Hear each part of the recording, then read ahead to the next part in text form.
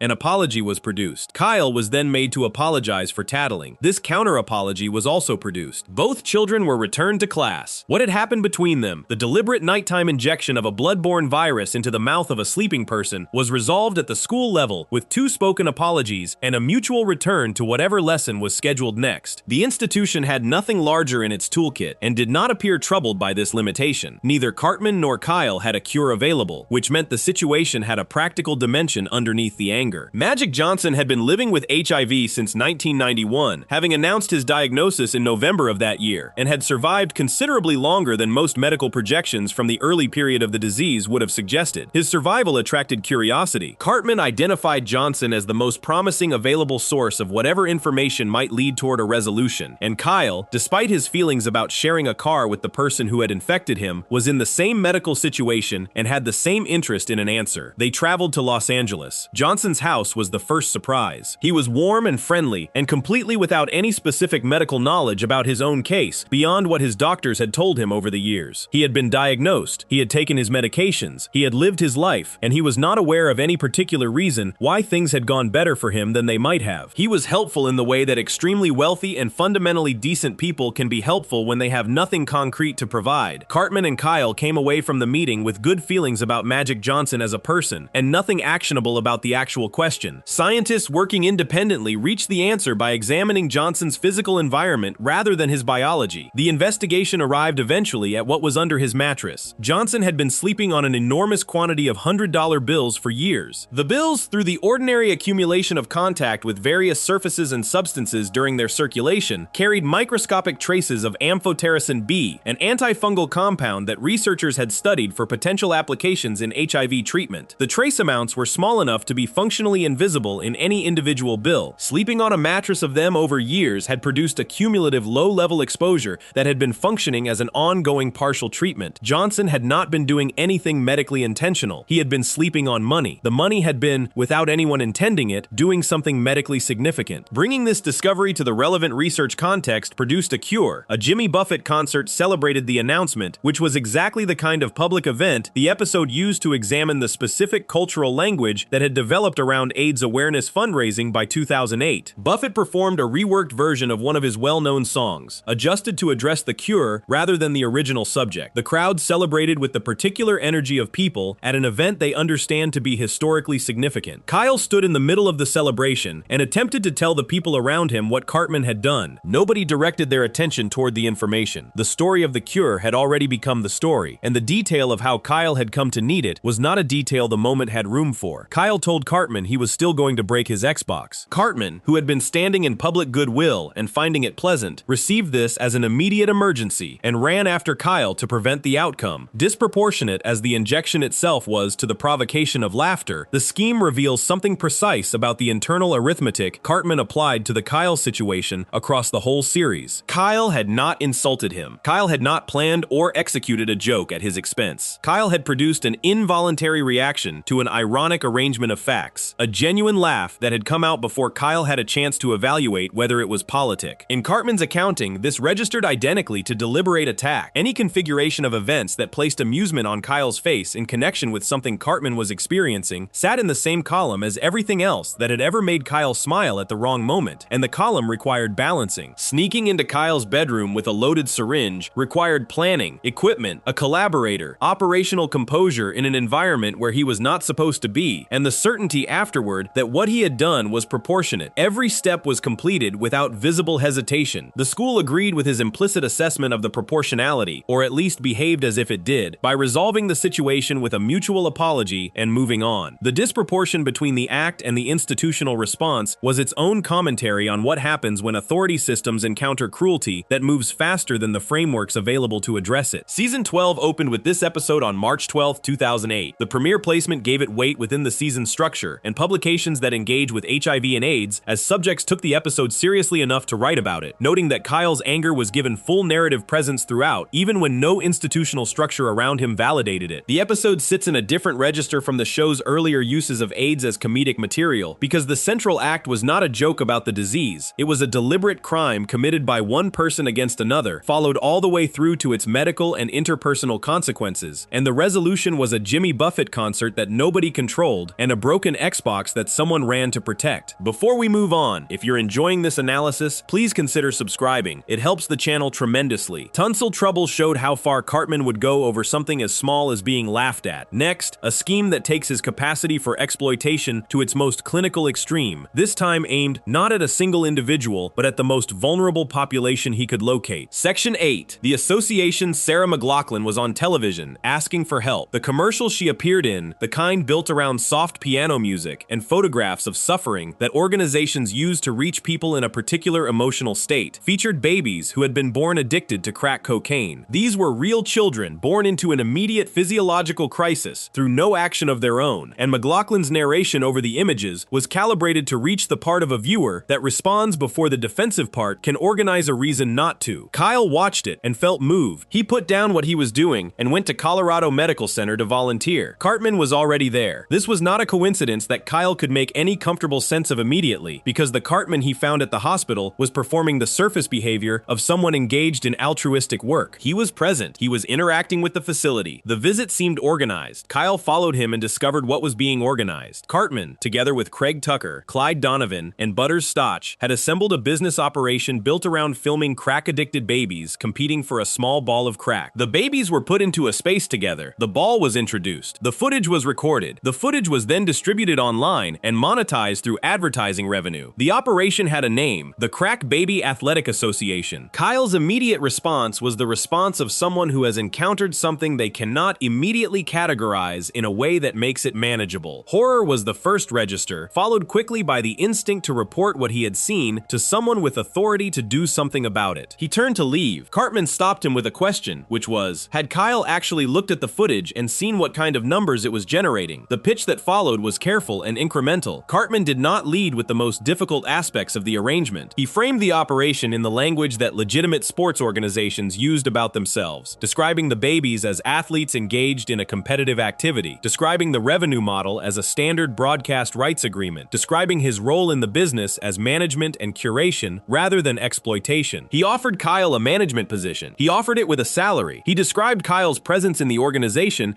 as the kind of ethical oversight that would ensure the operation ran responsibly. Kyle took the position. This was the part of the scheme that the episode gave its most careful attention, because the arc of Kyle's involvement tracked something real about how participation in exploitation tends to work in practice. He did not take the job because he stopped caring about the babies. He took it because the money arrived in his hands with a speed and weight that produced a different kind of thinking than the thinking he had been doing moments before, and because Cartman framed the offer in language that gave Kyle a role he could describe to himself as constructive rather than harmful. He was in management. He was the ethical presence. His being there made things better than they would have been without him. This was a story Kyle could tell himself, and for several days he told it with increasing conviction. He started wearing better clothes. He sat in management meetings with Cartman and Craig and Clyde and Butters and talked about revenue projections and market penetration and demographic reach with the fluency of someone who had absorbed the vocabulary of a new professional context and found it sitting surprisingly comfortably in his mouth. Stan watched this from outside the operation and offered periodic observations about what Kyle appeared to be becoming. Kyle explained each time that everything was completely legal and that the athletes were not being exploited. Stan looked at the person saying this and said nothing particularly useful in return. Cartman dressed as a 19th century plantation owner and visited the athletic department at the University of Colorado Boulder. The visit had a specific purpose. The NCOA, the organization governing college athletics in the United States, operated on a model that generated enormous revenue from the performances of student athletes who received no direct payment for those performances. Universities collected broadcasting rights fees and licensing revenue and merchandise income and ticket sales, all of which flowed from the labor of people who were compensated with scholarships and told that this represented fair value for what they provided. Cartman had identified this model as the most useful available template for his own operation, because both situations involved extracting commercial value from athletes who were given something other than money in return. He wanted to understand how the university system justified it. He walked into the athletic department's offices dressed in the costume of a 19th century Southern landowner and referred to the scholarship athletes as slaves. He asked the administrator he encountered how the university managed to get away with not paying them. The administrator, a person sitting inside a system that had assembled considerable institutional language around the question of what constituted fair compensation for college athletes, was nonetheless not prepared for the specific framing of the question Cartman was asking and escorted him out without answering it. Cartman returned to the operation without the information he had gone looking for, but the visit established the satirical framework the episode was operating inside. The NCAA parallel was not incidental to the scheme. It was the scheme's structural argument, presented through Cartman as the only character willing to describe the comparison directly, rather than through the softened language that more respectable institutions used when discussing similar arrangements. Kyle's evolution within the operation, from horrified volunteer to suited management professional defending the ethics of the business to people outside it, mirrored the way that individuals inside exploitative systems commonly found comfortable language to describe their own positions. CA Sports was interested in a licensing deal. The company, represented in the episode by its head Peter Moore, had identified the Crack Baby Athletic Association as a property worth acquiring the video game rights to. The deal would involve EA Sports paying a lump sum for the exclusive right to create and sell a video game based on the CBuzz competition footage and format. Cartman and the other partners sat across from Moore and worked through the terms. The numbers were significant. The deal was signed. Kyle used the signing as a moment to raise the orphanage. He had been carrying the proposal through the episode as the thing that made his involvement in the operation morally coherent. The answer he could give anyone who asked what the money was doing beyond accumulating. 30% of the deal's proceeds, Kyle proposed, should go toward building a state-of-the-art facility for the babies who had been part of the CBAAA, a place where they could receive appropriate care during the period of their lives when they needed it most. He presented this to Cartman, expecting resistance. Cartman approved it immediately. The approval surprised Kyle, who had been ready with arguments. Cartman explained that the orphanage was an excellent piece of public relations, the kind of visible philanthropic gesture that insulated a business from the category of criticism most likely to reach a regulatory audience. Kyle was giving him cover. The orphanage was real goodwill from Kyle's perspective and useful goodwill from Cartman's perspective, and those two perspectives were compatible enough that the proposal moved forward. Peter Moore called them back. The follow-up meeting produced the information that the contract they had signed contained terms they had not fully read, which was the part of the episode that arrived with the sharpest edge. The contract granted EA Sports not merely the video game rights, but ownership of the Crack Baby Athletic Association in its entirety, all revenue streams, all future claims. The lump sum they had received was the complete payment. Everything the operation had built, everything it would build, now belonged to EA Sports. Moore delivered this while drinking bourbon and smoking a cigar, and wearing the kind of suit that communicated comfortable familiarity with this specific type of transaction. He had done something like this before. The boys had not. Kyle's orphanage was gone with the organization. The project he had made the moral center of his participation in the operation, the thing that made the previous weeks of participation legible as something other than what it actually was, collapsed along with every other asset the group had held. He sat with the information and felt the specific grief of someone who had allowed a good intention to carry them into a situation and found the intention dismantled, along with everything around it. Cartman and the others received a simultaneous piece of information that was, in its own way, comparable in impact. Slash, the guitarist whose involvement with CBA events Clyde and Craig had been trying to arrange as a performer for a halftime show, did not actually exist. Slash was a figure similar to Santa Claus, a cultural character maintained by parents who dressed as him to keep the mythology alive. The revelation landed on the group with the full weight it deserved. Both losses arrived in the same scene, the orphanage and Slash, gone at once. Kyle and Stan walked back through South Park toward the end of the episode and found the orphanage standing. It had been built overnight, at no discernible cost to anyone present, by nobody who could be identified. Inside the building, they found a guitar and a hat that belonged to Slash. The suggestion the episode left in place, without resolving, was that Slash had used his real existence to build the orphanage the boys had lost access to when EA Sports took everything else. Kyle's faith in something was restored, though the nature of the something was not entirely clear by the time the episode ended. What the Crack Baby Athletic Association scheme adds to the catalog of things Cartman is capable of is a quality of systemic thinking that his other schemes do not fully demonstrate. Most of his operations targeted individuals or small defined groups and required direct manipulation of those specific targets. The CBA required identifying a structural model that existed in legitimate institutional life, importing that model into a context with a more vulnerable population, and then building an organization around it that could operate for long enough to generate real revenue before anyone with authority to stop it paid close enough attention. He found the model at the NCAA. He applied it to crack babies. He recruited his ethical opposition into management. He pursued a legitimate licensing deal with a real company. Every step was borrowed from a version of itself that existed in the mainstream economy, dressed in the vocabulary of that mainstream economy, and operated with sufficient outward resemblance to legitimate enterprise that the people inside it could sustain a working description of it as something other than what it was. Kyle managed this for several days. He was smart enough to know better and old enough to recognize the argument he was making to himself. He made it anyway, because the money was arriving and the vocabulary was available, and the difference between his operation and a college athletic department was a difference the mainstream economy had not resolved clearly enough for his participation to feel obviously wrong from the inside. The episode aired on May 25, 2011, during a period of sustained public conversation about the economics of college athletics. Trey Parker wrote and directed it. The NCAA argument it was making was not new in public discourse, but the specific framing, the willingness to place the comparison directly next to crack babies competing for a ball of cocaine, gave it a clarity that more restrained versions of the same critique had not achieved. Peter Moore, whose depiction included the bourbon and the cigar and the knowing smile of someone who had built the terms of the deal with full awareness of their effect, later commented publicly on the episode in ways that suggested he had not been entirely displeased with his portrayal. The detail that stayed was Kyle in the suit. Kyle explaining to Stan that everything was legal and ethical. Kyle sitting in a management meeting about monetizing footage of crack babies and finding language for what he was doing that kept him comfortable inside it. The scheme's most uncomfortable achievement was not what it did to the babies, who existed at a remove from the episode's emotional center. It was what it did did to Kyle, who was the episode's moral standard and who found the standard adjustable under the right conditions. Before we move on, if you're enjoying this analysis, please consider subscribing. It helps the channel tremendously. The Crack Baby Athletic Association showed Cartman building a business model out of institutional exploitation and recruiting his conscience into management. Next, a scheme that reveals what Cartman does with power when nobody is left to stop him. Section 9. Smiley Town 4 concert tickets were the beginning of everything. Cartman had them for a band called the Raging Pussies and had offered to bring his friends along to the show, which meant Kyle needed his parents to say yes. The request was reasonable in the way that any 9-year-old requesting permission to attend a concert is reasonable, which is to say, it involved a band whose name was going to create a problem at the point where the asking happened. Sheila and Gerald Broflovsky heard the name of the band and said no. They said the concert was dangerous and vile, which was probably accurate, and they declined without leaving any visible opening for further discussion. Kyle came back to Cartman with the problem. He wanted to go. He couldn't go. His parents had refused and appeared to mean it. Cartman had a solution. He had used it before on his mother's ex-boyfriend at some unspecified earlier point in the show's timeline that he referenced casually as though the tactic were something he kept in regular rotation. The solution was to call the police and tell them that his parents had been molesting him. He used that specific word with that specific spelling because that was the word he had practiced, and the words seemed to carry the necessary weight when delivered to an authority figure by a child. Kyle was to say that his parents had been subjecting him to what Cartman called bad touch. The police would come. The parents would be removed. Kyle would be free to go to the concert. Practice runs were required. Cartman took Kyle through several rehearsal attempts before the accusation was convincing enough to commit to, coaching him on delivery and emphasis and which specific details to include. The process of preparing a child to deliver a false molestation accusation to law enforcement was presented in the episode with the same breezy matter-of-factness the show applied to most of Cartman's worst ideas, which was part of how it got past the viewers' defenses before the full implications could organize themselves. Officers arrived and took Gerald and Sheila away. Kyle watched his parents being placed in a police vehicle from the doorway of his house, and then he went to the Raging Pussies concert. He came home afterward and slid into the living room in his underwear, in direct imitation of the famous scene from Risky Business. He had parties. He had freedom. He had the specific quality of liberation that comes from the sudden absence of the authority structure that had been governing his daily life. Bob Seger's old-time rock and roll played over the montage that followed, which was the episode's signal that what was happening was being presented with awareness of its own absurdity. The song choice did the same work that Chicago had done in the Casa Bonita episode, attaching a piece of music with a specific cultural weight to images that the weight did not quite fit, creating a gap between register and content that produced the particular South Park quality of uncomfortable comedy. The montage showed child after child picking up a phone and reporting an adult in their life. Teacher after teacher was removed from the school building. Parents across the neighborhood were escorted from their homes in handcuffs while their children stood in the doorways behind them. The accusation spread from Kyle's immediate circle outward through South Park with the speed of information that travels between children who have all witnessed the same appealing result. Word of what Kyle had managed reached every household in town with the efficiency of a rumor that everyone wants to believe. If one kid could get rid of his parents this easily, every kid had the same option available and the same general feelings about the people running their lives. Chef was among the adults removed, in circumstances the episode noted in passing without elaborating on extensively. He and another man were escorted out of Leanne Cartman's house in a state that suggested they had been there for reasons unrelated to anything the occasion required explanation for. Chef, who had been at Mrs. Cartman's house under conditions the show left to the viewer's inference, was taken along with everyone else, which was either a function of the false accusation system catching anyone present or a specific targeting decision by Cartman, who the show had previously established was willing to use this particular tool against people in his mother's personal life. The episode moved on from this detail quickly. Sometime later, the town was unrecognizable. Mark and Linda Kottner were a couple from elsewhere, driving through what they believed was South Park, Colorado, when their car developed problems and they needed assistance. The first sign that something had changed was the welcome sign. The South Park sign had been painted over. The replacement name read Smiley Town, rendered in the particular handwriting of someone who had taken the naming of his territory seriously enough to do it in a visible, permanent way. South Park streets presented a landscape assembled from the visual vocabulary of several decades of post-apocalyptic fiction at once. Children moved through it in costumes assembled from scraps and improvised materials, wearing the kind of clothing that Mad Max had established as the standard uniform for societies that had lost access to reliable supply chains. The town had been divided down the middle by a long white line painted on the ground. On one side was Smiley Town, on the other was Treasure Cove. Mark and Linda attempted to cross from one side to the other and were driven back by children children, defending the boundary with the conviction of people for whom the boundary was a matter of survival. Cartman occupied the mayoral office in Smileytown. He had also appointed himself school principal. Both titles were his, accumulated without any competing process, because the process of accumulating titles in a child-governed territory was whatever the most organized and most forceful child decided it was. He sat in the mayor's chair behind a desk with a blow-up King Kong display visible outside his window, the kind of decorative choice that revealed something about how Cartman thought the visual environment of authority was supposed to look. He was 9 years old, and he was the mayor and the principal of a territory, and he was receiving guests. Mark and Linda were brought to him by Craig and Butters, who functioned as something between guides and guards within Smileytown's social structure. Cartman explained things to the visitors through a mythology that had developed around the events of the past weeks. He called the period before the parents' removal the before time. Adults were referred to as birth givers. The removal of the birth givers had been accomplished by an individual Cartman called the Fat Ass, a title he had apparently applied to himself without irony, through the use of a magical device he called the Magic M-Word. The Fat Ass had liberated the community from the birth givers, and the community had afterwards struggled to establish a functioning society in their absence. John Elway was the provider, a statue constructed from garbage, assembled in the shape of the Denver Broncos quarterback, who was a civic hero in Colorado, had become the central religious object of the new society. The provider watched over the community. The provider's goodwill sustained the community. The specific theology around the provider had the logic that most improvised theologies have, which is internal coherence maintained by the social function it served, which was giving the community a shared frame of meaning around which they could organize their behavior. Children sat before the statue and addressed it. Kenny was found dead at the John Elway statue at some point during the Cottoners' visit, a death the episode noted but did not dramatize, presenting Mark and Linda's discovery of the body with the deadpan brevity the show applied to Kenny's deaths in general. Carousel was the ritual that Cartman needed the visitors to help him with, a ceremony involving a book exchange between Smileytown and Treasure Cove, modeled on the Logan's Run ceremony of the same name, produced an obligation for someone from the faction that surrendered its book to be sacrificed to the provider. Cartman asked Mark and Linda to cross into Treasure Cove and retrieve the book held by Stan and Kyle's faction. He made this request with mayoral authority and presented it as a reasonable favor from visitors to their host. Mark went. He retrieved the book from the Treasure Cove side. Cartman now had both books, which meant the ceremony could proceed, which meant someone from Treasure Cove was owed to the provider. Cartman selected Butters. The specific logic by which the holder of both books chose the sacrifice may not have been entirely consistent with whatever rules the carousel ceremony had established, but Cartman was the mayor and the principal and the author of the theology, and in a territory where the institutional checks that would normally evaluate the consistency of such a decision had been removed, the decision stood. Butters was designated, and the ceremony was being organized. Mark stood before the assembled children of both factions and talked to them. His speech was the kind of thing the episode was building toward from the moment it introduced adult visitors to a child-governed world. He did not lecture them or threaten them. He described what they were doing from the outside, pointed at what had replaced the adults, and asked whether it was better, and waited for the question to land. The children looked at Kenny dead at the John Elway statue. They looked at Butters waiting to be sacrificed. They looked at Smileytown and Treasure Cove, and the line between them and the costumes made from garbage, and the blow-up King Kong outside the mayoral window. Something shifted. Confessions followed. The children admitted they had lied. The accusation that had started with Kyle and Cartman on a porch before a concert had not been true, and neither had any of the accusations that spread from it across the town. The adults who had been in custody for weeks, going through whatever institutional process had been applied to them in the interim, were released. They came home. The signs came down, or were painted over. South Park reassembled itself around the presence of parents and teachers, and the general infrastructure of authority that had been providing, in the background, for needs the children had not noticed until those needs stopped being met. Cartman gave up Smileytown without visible resistance once the majority had turned. He was 9 years old, and the institutional support for his position had dissolved the moment enough children decided to stop maintaining it. The territory he had governed for several weeks reverted to being a street. The mayor's office became someone's kitchen again. He went home. What Smileytown demonstrated was not the scope of what Cartman could build when no one could stop him. It demonstrated the scope of what he would immediately reach for. Given an adult-free environment and several weeks, he held elections and appointed himself to the available positions, established a mythology that centered the event of his own ascent as its foundational creation story, built a ritual sacrifice ceremony, accumulated both books, and designated the sacrifice. He did not use the absence of adults to have more fun. He used it to govern. He built a small authoritarian state in a Colorado suburb within weeks of being given the conditions that made it possible, and staffed it with children who had not yet developed the capacity to to evaluate what they were participating in. Treasure Cove operated differently. Stan and Kyle's faction was chaotic and dirty and considerably less organized than Smiley Town. Its residents wore worse costumes, and the general presentation of their territory was less controlled. What it had that Smiley Town did not was a quality several viewers noted in the episode, something closer to actual community, a group of children who were organizing around shared experience rather than around the authority of a single person who had appointed himself above them. The contrast was not spelled out. The episode trusted the viewer to see it. The episode aired December 13th, 2000, the season 4 finale. It was written by Trey Parker. The references it assembled around the concept of a child-governed society drew from Children of the Corn, Mad Max, Lord of the Flies, Logan's Run, and the Star Trek original series episode Miri, in which Captain Kirk encounters a planet of children who have outlived all the adults. Trey Parker's climactic speech, delivered by Mark to the assembled children, was a conscious echo of Kirk's speech in that episode. The moment where an adult from outside the child society talks the children back toward the world that had been there before. South Park used every version of this story it could locate and put Cartman in the position that each of those stories reserved for the child who had adapted to the absence of adults most completely and most ruthlessly. Before we move on, if you're enjoying this analysis, please consider subscribing. It helps the channel tremendously. Smiley Town showed what Cartman builds when the adults disappear. Next, a scheme with none of that scale, none of that ambition, and none of that power. Just a cardboard box and a plan to learn one person's secrets. Section 10. The robot Butters Stotch found a crate on his front porch one morning addressed from Japan. Inside it was a robot. The robot was called the Awesome O4000, a name stenciled on the side of the crate alongside technical-looking labels suggesting a sophisticated piece of manufactured technology had been shipped from overseas specifically for him. The robot introduced itself, explained that it had been sent to be Butters' new best friend, and asked Butters to share his most personal secrets so that the two of them could begin building their friendship from a foundation of genuine trust. Butters began talking immediately. The Awesome O4000 was cardboard boxes painted to approximate silver. The head was a box. The body was a box. The arms were tubes of some kind attached to the box that formed the torso. The legs were Cartman's legs, visible from the knee down in their normal clothes, moving in the normal way that Cartman's legs moved when Cartman walked. Butters' parents, who were present for the unboxing and could see what their son was looking at, understood what they were looking at. Stan and Kyle and Kenny came by and stood outside watching the scene unfold and understood what they were looking at. Everyone in the immediate environment who was not Butters Stotch had already determined that this was Cartman in a cardboard costume and found the situation too specific in its absurdity to interrupt in any productive way. Butters suspected nothing. He had a robot. His robot was his best friend. He was going to tell it everything. Cartman's original plan was clean and required relatively little from him beyond maintaining the costume and the robotic voice long enough to collect the material he needed. He would get Butters to confide his most embarrassing secrets, the private information Butters carried around that nobody else knew, and once he had those secrets documented, he would reveal the ruse and use the information as leverage. It was a familiar structure for how Cartman approached Butters specifically, the costume and the false persona functioning as a device to access what direct manipulation could not reach. The plan required patience and a willingness to speak in a monotone for however long it took. Butters told the robot about his herniated colon first. This was a medical condition he managed with medication, one that occasionally produced outcomes he found embarrassing in social situations. He disclosed this with the openness of someone speaking to a trusted friend who had no capacity for judgment. Then he told the robot about a boy at school named Eric Cartman, who bullied him regularly and had done so for years. He described Cartman's behavior in detail and then disclosed, in the same conversational register, that he was not entirely defenseless against Cartman on this front because he had something on him. He had a tape. The tape, which Butters had apparently recorded without Cartman's knowledge at some earlier point, showed Cartman alone in his backyard dressed in a Britney Spears costume, performing her dance routines for an audience consisting of a life-sized cardboard cutout of Justin Timberlake. Cartman danced. Cartman sang. Cartman interacted with the cardboard Timberlake in ways the episode did not specify